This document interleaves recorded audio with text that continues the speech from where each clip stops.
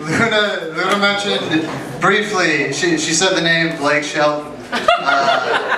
Yes, everybody's already right about this. Yeah, I saw that Blake Shelton got named sexiest man alive.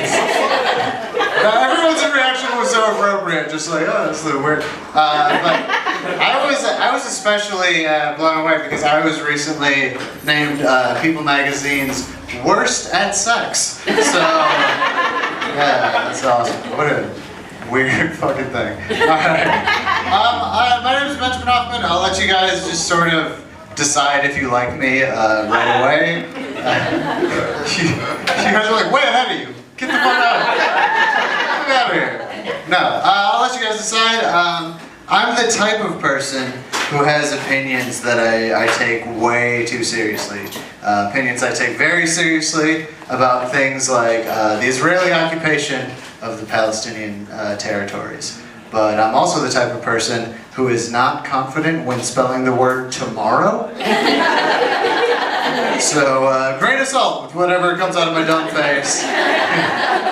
I'm not a very smart person. I had my whole worldview changed in like the blink of an eye, which doesn't happen to people who think their lives out. And it wasn't somewhere cool. It wasn't like atop a mountain or like in a monastery or like in a beautiful church or anything like that. I had my whole worldview changed in a bar. What happened was I ordered a drink, just like any other drink. I got change back, and then across one of the $1 bills that I got back in change, some genius, some prophet I later found out, had taken a black Sharpie, and across this $1 bill, mind you, they had written, "This is your God." And I was like, oh shit. Mind blown. Because clearly, this person has never seen a $20 bill. Where my ballers at? Because even the joke $20 is a baller amount of money. It doesn't help being broke. I got my identity stolen. Weird choice on their part. But what happened was this guy was taking $25 out of my bank account every single month, once a month, for 2 years in a row, which does not say a lot about this dude. But that says even less about me. Because that means for 24 consecutive months, I had money missing from my account and just assumed I forgot about the weed I bought the night before. But eventually, like, I spotted it, and when I did, I got all the money back at one time. It was fucking awesome. It was a lot of money to me. It was over $500, that's a lot of money to me. So it seemed less like I was being stolen from, and more like I was being taught how to save responsibly.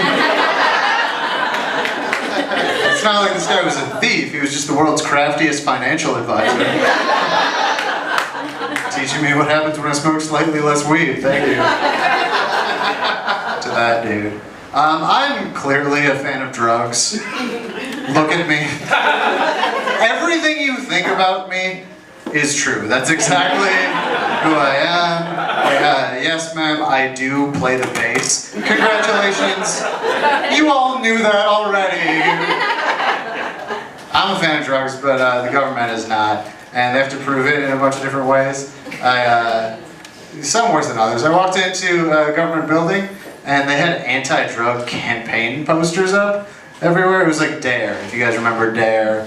But it wasn't Dare, it was like an off-brand Dare. It was like the New Balance of Dare. It was called They Lied. So their whole thing was like, remember all that cool shit you heard about drugs? Turns out they lied. And each drug had a different poster. And they all had a picture on them, and then some text explaining how they lied to you. And the one for LSD just looked like a picture of me when I'm sad.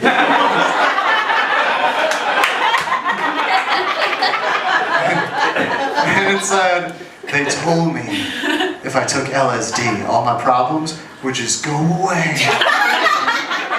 They lied. And nobody's ever said that. Also, Also, I beg to differ, but like it's a reasonable statement that they're making. But I know they know that it's kind of bullshit because everything was written normally in one font, except for the letters LSD, which was written in like a cool, like trippy font. It was like, well, it might not make all your problems go away, but it'll make this look fucking tight. Check it out! They had a bunch of other ones too. They had one for Ritalin, because they didn't get the Adderall update everyone else got. And they told me if I took Ritalin, I could focus better. They lied. Which is basically them just saying, hey, you know doctors? Yeah, fuck doctors. But the best one, hands down, was cocaine. The one for cocaine, the picture was like this scared, like really skinny, sort of like gaunt woman, like hiding in a corner. It looked like an American Apparel ad. It's like Dove Charney early work. And it said, they told me if I took cocaine, and they said took cocaine. Never been near cocaine. Oh, you don't take it, you have to do something for it. It's a shitty experience every time. It said they told me if I took cocaine, I could party all night. They lied. It's not the problem with cocaine. The problem with cocaine has never been that you aren't partying. It ruins people's lives. Like, there's so much that could have said. Like, they told me if I took cocaine, I wouldn't spend such a weird amount of time in this bathroom. They lied. For those of you who don't know, cocaine is just a drug that makes you hold up the line for the bathroom and be confidently wrong about 70s movies for a whole night. Alright, thanks y'all.